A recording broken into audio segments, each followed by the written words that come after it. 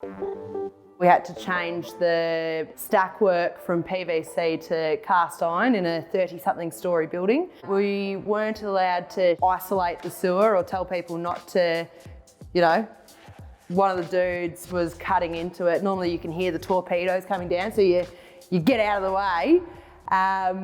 He didn't. It hit him square in the face. It was the best day of my life. So my name's Breanna Szitarity. I'm 27 years old and I'm a plumbing technician at Reliable Plumbing Services.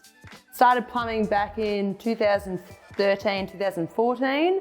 I was sick of beauty therapy and thought, stuff it, I'll give a trade a go, and chose plumbing. I got the first year Plumbing Apprentice Award, nominated for the Victorian Training Awards, Women in Plumbing Award for the Master Plumber Awards last year. To achieve all of that gave me a feeling of accomplishment. I did something, I'm doing something great. It promotes that women can actually get out and do this. I would say don't overthink things. The more you think about it, the longer it's not getting done. I would love to own my own business, getting into project managing. I want to do too much stuff. There's no point faffing around and umming and ahhing. You'll find a lot more employers willing to give girls a crack.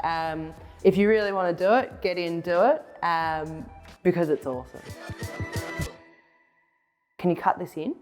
What would I tell myself when I was a first year apprentice? Shit flows downhill and don't bite your fingernails. That's all you need to know.